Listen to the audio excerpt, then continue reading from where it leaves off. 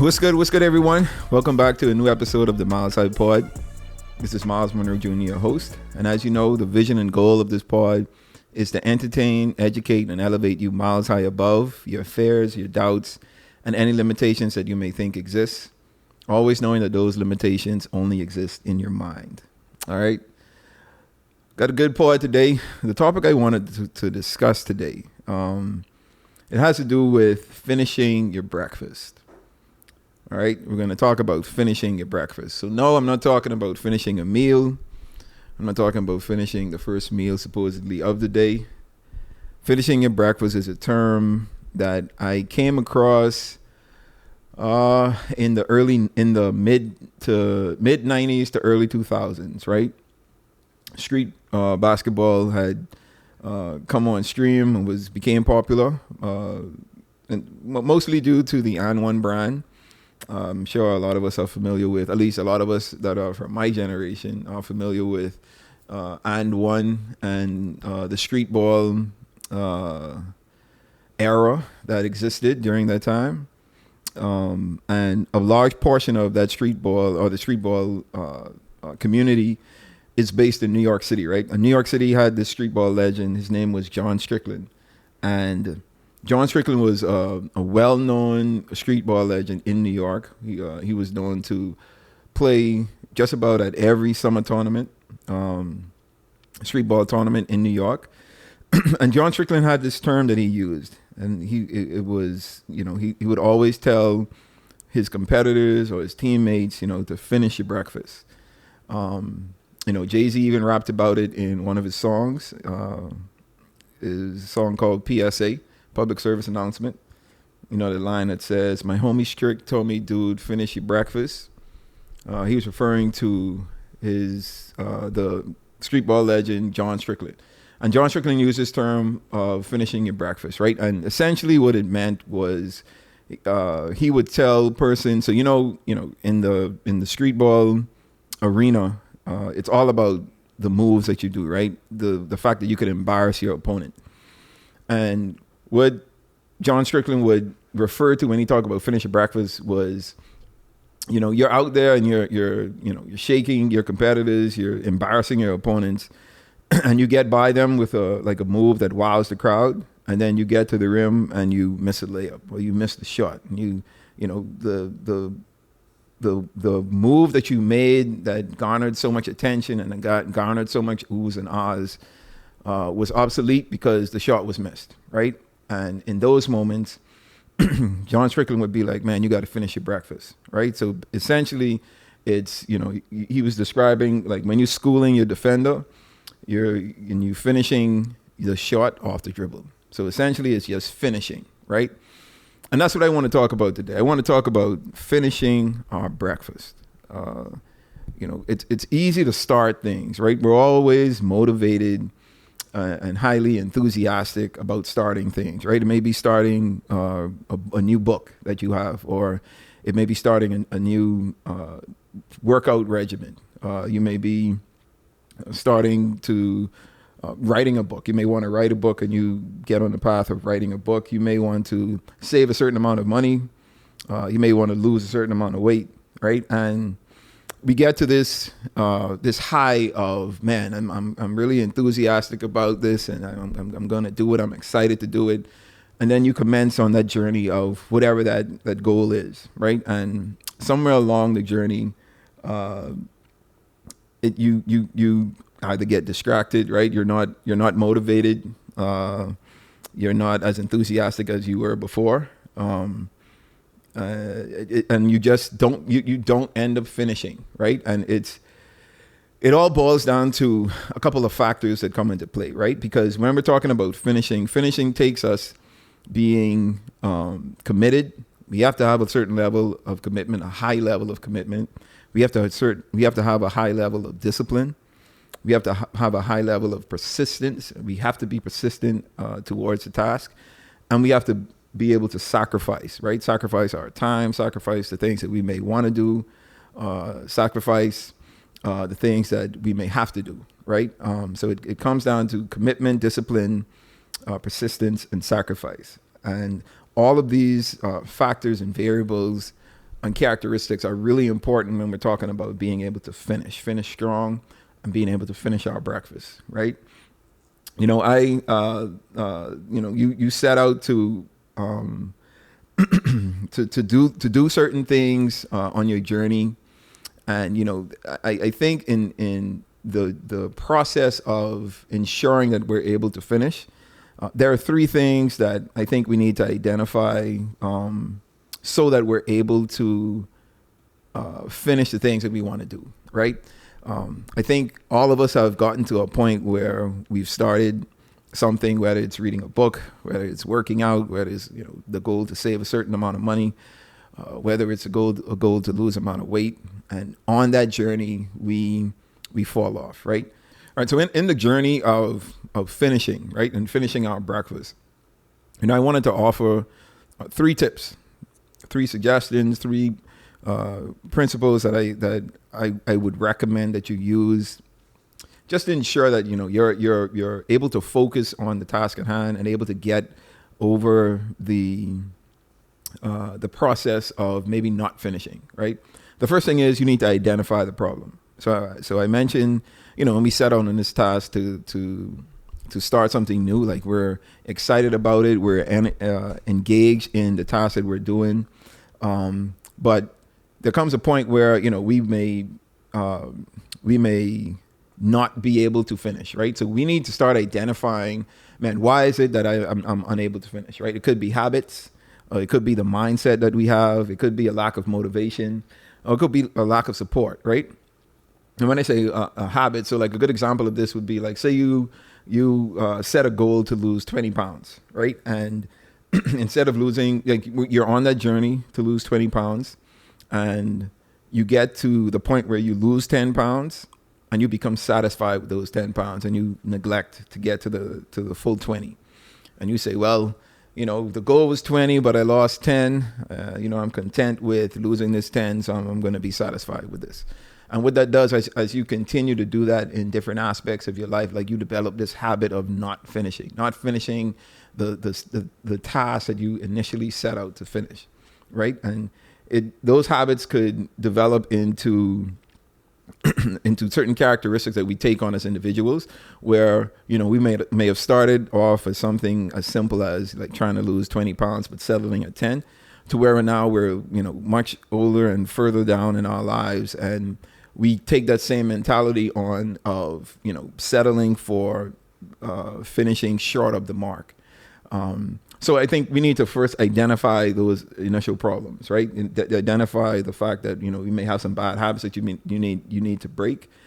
You may need to change your mindset when it comes to finishing your breakfast or finishing strong. You may need to find a way to motivate yourself or re-motivate yourself, and then develop the support that you need, whether that's support by the people around you, support from the resources around you, the access that you may have. Identify what that lack is, what that problem is. And then once you do that, remind yourself, the second point is to focus on the big picture. So remind yourself of your why.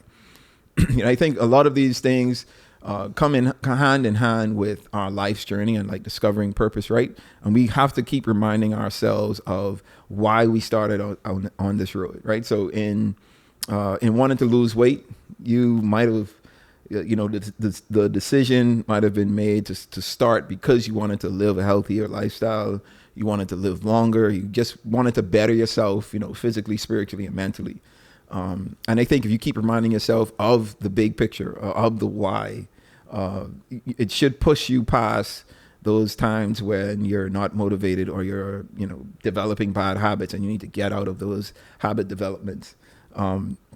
Just remind yourself of the why on a daily basis, right? So, what I tend to do is, post little sticky notes of motivation to remind me of, what the task is. I'm doing these things to accomplish this, to achieve that. And this is why I set out on this journey. My passion is developing myself in this aspect. This is what I need to do that. So I'm constantly seeing it visually and audibly hearing it, whether I'm telling myself or, one of my support, my wife or my family member or a friend of mine is telling me and reminding me, man, this is why you started, and this is why we need to continue. And so focus on the big picture, right? And then thirdly, and this is a term that I was able to coin a few years ago, and it's simply Daviding your Goliath, right? DYG. You need to David your Goliath. And what Daviding your Goliath simply means is to break things down into simple forms, right? So you set out to achieve like this task of, let's say, losing 20 pounds, right? And you, in your mind, you're visualizing yourself losing 20 pounds. You're visualizing how you're going to look after you've lost those 20 pounds. But you're looking at it, in the large sum of the total amount of weight that you want to lose. And the way that you would do that when you David your Goliath is you say, okay, I'm going to focus on losing 2 pounds a week, right? And that's just your focus. So you're breaking your large goal, your bigger goal down into practical forms, practical steps that you can take in order to achieve the big goal that you want to attain. So, just like David did, in the story of David and Goliath, where, you had this behemoth of a man in the front of this little boy, right? And Goliath was terrorizing the nation, right? And everyone was scared. Everyone didn't know what to do. And David, looked at Goliath as lunch, basically, right? He wasn't afraid. He wasn't scared because he knew that he had the capabilities, he had the gifts and talents to defeat this giant. And he didn't allow what he saw, or even those around him, the negativity that they were spewing, to deter him from believing that he can accomplish what he wanted to accomplish. And for David, it was just, I'm going to, I have these rocks, I have this sling, I'm going to go out there, I serve a big God, and I believe that I can conquer this giant. And that's how we should, attempt or take on these things that we encounter on our journey to the goals that we've set for ourselves. So Daviding our Goliath simply means you know what you can do today, you do it, and you don't worry about tomorrow until tomorrow is here. So you're breaking down your larger goals into smaller steps and challenging yourself to accomplish those things on a consistent basis. I'm reminded of my wife. My wife and I have conversations quite a bit on this exact topic, right? Finishing your breakfast. My wife is one to be enthusiastic about starting certain tasks. She's rolling eye at me right now, but she knows it's true. And sometimes, getting down to it, she doesn't necessarily finish these tasks all the time. And it's I don't want to say it surprises me or confuses me, but it's funny to me that it happens more consistently than I guess I would think it should, right? Especially if it's something that she wants to start.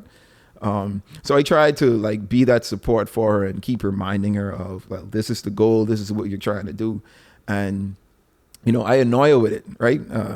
She gets to the point where she's like, man, I don't want to talk about it anymore. Like, don't worry about it, I got it, or whatever. And she I tell you I have ADHD. She blames it on ADHD. So she says, which, I guess it's true, right? I think we've read a number of articles and watched enough documentaries that ADHD really exists, and it hinders certain people from focusing on a task for a longer period of time. I mean, I go out to fulfill the task, but then I pick up my phone, or I have to fold up clothes, or just something happens. So she scrolls social media. She finds another task to do that takes her away from the original task that she wants to accomplish. So all of these are excuses, right? And I think it's just, this is where the habits come in, right? You habitually develop a habit of making excuses, okay, I'm not finishing this because I pick up my phone and get distracted, or I choose to do a different task, or I have ADHD or whatnot. They literally have pills, medication for ADHD, but you don't want to take those. But I'm just saying, there are things that we can do. Like even me, right? I've had portions in my journey of trying to accomplish things where, I've grown bad habits too, right? Like I've settled for, well, I didn't, meet the mark, but I came close, so I'm going to be cool with that. Or I just wasn't motivated and just kind of did something else. But you have to really, if you go into it with a strong why, like understanding like this is why I want to do this, this is why I'm trying to accomplish this, then even when you get into those ruts where you're not motivated or you develop these bad habits and you're trying to get out of it, I think it'll make it easier to start Daviding your Goliath, because you're going to be able to like really focus on the not the big picture at the time, but these practical steps that you're putting in place to accomplish what it is that you're trying to do. So I try to push my wife and even my friends around me, right? I try to be as open and as honest with everyone that's around me, and I want them to do the same for me, right? Like if they see me falling off in a certain area that I had a certain level of commitment to, I want them to push me. I want them to call me out on it, and I want them to say, "Yo, you slackening off. You need to ship up and let's get going," right? And just keep that motivation strong in me. And I think that's what is necessary for us to be able to finish our breakfast and finish strong. Well, I think 2 points that you can add to this list is finding accountability partners, and the right ones, not ones who are going to be hard on you, but not like overly aggressive with it where you lose. Just add me. You could just add me. At husband.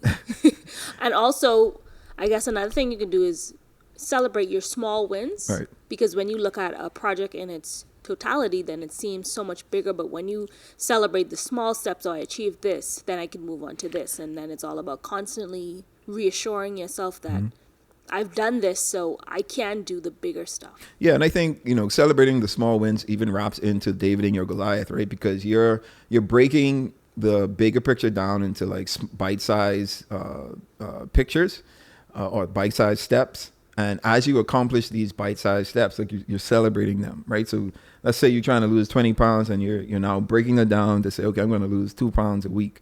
And you focus on losing those 2 pounds a week. And when you meet that goal, like you celebrate that, and that should encourage you and push you to now go to the next week and lose another 2 pounds. And then even if you don't lose like the 2 pounds in that week, right? Let's say you only lose 1 pound, like don't allow that to cause you to not be motivated, right? I think it's all about balance, right? And understanding that, man, I may lose 1 pound this week, next week I may lose 2, the following week I may lose 3. And then the next week I may gain 2 pounds, right? It's all about a lifestyle. It's all about your mentality and just developing good habits, right? One thing I will be super honest about is that consistency is key. Like if you do something and continue to do it over and over with discipline and dedication, you're going to become good at whatever it is that you're doing, or you're going to accomplish the goals that you're trying to accomplish because of consistency. So, again, just being able to David your Goliath, don't look at the task at hand being this behemoth of this journey or this goal that you've set, right? You're just breaking it down into bite sizes. And, it could be a to-do list that you have for that particular day, or a to-do list that you have for the week. Like you could, whatever it takes, however you compartmentalize these different aspects of the bigger goal, and how you could break them down into smaller bite sizes that are easily and I guess more readily accomplishable. Then you're able to start Daviding your Goliath, and eventually you'll be able to finish that breakfast of yours, right? Finishing strong. When I first heard this finish your breakfast term and did like research on John Strickland, like it's something that really stuck with me. And like I think about it on a daily basis. Like I always want to be able to finish my breakfast. I always want to be able to finish what I started. And that's always been like a goal of mine. And I get disappointed in myself like when I don't do it, even though like it may take me longer than I may want to, but eventually I'm able to finish all, if not a lot of the things that I've started. And my goal is to encourage you to do the same. And, this is me just giving you some tips on how to visualize actually finishing your breakfast.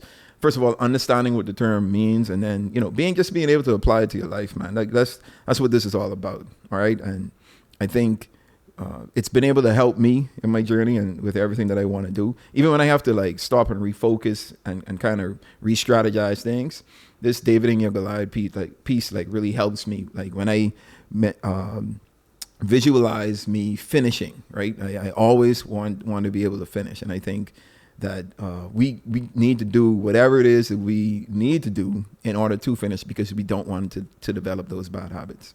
All right. So this brings us to the portion of the pod where I want to discuss a milestone.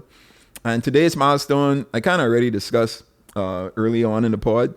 But I think it's so important that I just want to reiterate it here, right? And I think if you're met with a task that seems big, I want you to David your Goliath, right? The Goliath being the large task or goal that you have set for yourself, and David being you being able to break that large goal down into practical steps. So David and your Goliath is simply developing these practical strategies and steps for you to incrementally attain or achieve the goal that you've set for yourself. All right. It's a term that I hope I came up with it. I think I did. I don't recall ever hearing it before, but I did come up with it a couple of years ago, and it stuck, man, because it made so much sense to me, right? Daviding our Goliath. I think we all know the story of David and Goliath and how that ended. And I think we can be our own Davids, right? All of us have multiple Goliaths in our lives, right? Whatever they are. But if we have the mentality of David and just breaking things down into small steps and using those small steps to, allow ourselves to, one, be founded in our faith and in our spirituality, to be able to accomplish these goals that we've set for ourselves. And, you eventually come out on top. All right. So that brings us to the end of this pod. I just wanted to say here that, sometimes, it's hard to finish, right? It's hard to finish your breakfast, as I like to say. But it's important that we do. I think it sets a benchmark for us personally. It sets a benchmark for those around us. I always think about, the things that I'm doing and visualizing what I'm doing and perceiving how others are visualizing that, right? I always want to be a positive influence on those around me, those closest to me, like my wife, and eventually when we have kids, I want to be a positive influence on them as well. And then people that I work with, family members, friends, I'm always trying to not just tell you these principles and speak them to you, but I want to live them as well. All right. So David, your Goliath, and always finish your breakfast, guys. Okay. So as you know, the purpose and vision of this pod is to entertain, educate, and elevate you miles high above your fears, your doubts, and any limitations that you may think exist, always knowing that those limitations only exist in your mind. All right? Until next time, you guys stay blessed.